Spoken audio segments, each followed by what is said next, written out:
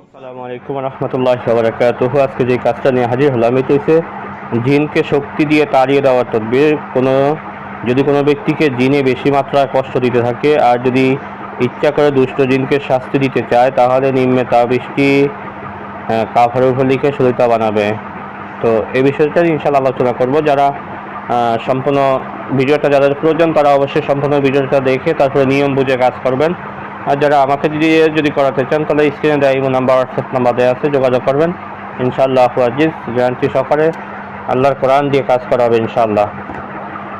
আমি প্রত্যেকের কাছে অনুরোধ করব একে অপরের কাছে ইসলামীয় কাজগুলো পৌঁছে দিবেন, কারণ মানুষ কুফরি কালাম তন্ত্রমন্ত্র করে ইসলাম থেকে খারিজ হয়ে যাইতেছে। তো আপনারা যদি একটা শেয়ারের মাধ্যমে মানুষের কাছে ইসলামীয় শরিয়া মোতাবেক কাজগুলো পৌঁছে যায় তখন মানুষ দেখা যায় এটা দ্বারা অনেক উপকৃত হবে এবং তার ঈমান ও আমল হেফাজতে থাকবে। তো বন্ধু, যখন আপনি দেখবেন যে কোনো দুষ্ট বা খারাপ জিন আপনাকে শাস্তি দিতেছে, আপনাকে কষ্ট দিতেছে, কোনো মতেই তাকে আপনি ছাড়াইতে পারতেছেন না, তার আক্রমণ থেকে আপনি হেফাজত হইতে পারতেছেন না, এখন আপনি কি করবেন? আমি আপনাকে বলবো আপনি আল্লাহ পাকের কোরআনুল কারীমের একটা নকশা, এই নকশাটা দিয়ে আপনি কাজটা করেন। ইনশাআল্লাহ আজি সে যত বড় শক্তিশালী জিন হোক না কেন, সে যত শক্তিশালী জিন হোক না কেন, আপনার এই কাজের পরে সে 1 সেকেন্ড রোগীর শরীরে থাকতে পারবে না ইনশাআল্লাহ। এটা আমি অনেকবার পরীক্ষা করছি, অনেকবার, যা মানে বলা কি বলবো, ভাষা প্রকাশ করার মতো না। যত কাজ আসে আলহামদুলিল্লাহ আমি বেশিরভাগ এই কাজটা দিয়েই করি। এটা করতে গেলে আপনাকে সর্বপ্রথম ফাঁক সাপটাত অবস্থায় ক্যাবলা দিকে ফিরে আপনি জায়নামাজ বিছিয়ে বসে আয়াতুল কুরসি পড়ে আপনার গায়ে আগে ফু দিয়ে নেবেন।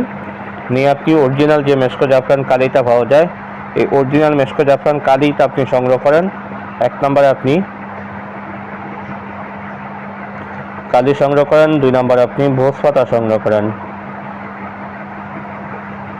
আর 3 নম্বরে সাদা কাগজ আপনি সংগ্রহ করেন। এই 3টা জিনিস আপনি শুধু সংগ্রহ করেন।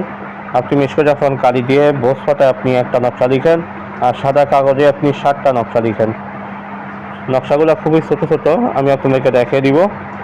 আপনি ভোজ পাতায় যেই নকশাটা লিখলেন এবং সাদা কাগজে যেই নকশাগুলো লিখলেন এগুলো সামনে রেখে আগে পরে অবশ্যই 101 বার দুরূদ শরীফ হোক বা আরও কম বেশি হোক, আপনি দুরূদ শরীফ বেদের সংখ্যা পড়ে নিয়ে আপনি আমলটা শুরু করবেন। সূরা জিনের যে প্রথম 5 আয়াত, এই সূরা জিনের প্রথম 5 আয়াত আপনারা 41 বার পাঠ করেন। 41 বার পাঠ করে নকশাটার উপর আপনি ফু দেন, দিয়ে দুরূদ শরীফ পাঠ করে আমলটা কমপ্লিট করে ফেলেন। আমল কমপ্লিট করে আপনি ভোজ পাতা যেই নকশাটা লিখলেন, এই নকশাটা যেই রোগীকে জিনে কষ্ট দিতেছে সেই রোগীর ছেলে হলে ডান হাতে, মেয়ে হলে বাম হাতে অথবা গলায় আপনি দিয়ে দেন, তার শরীরে বেঁধে দেন।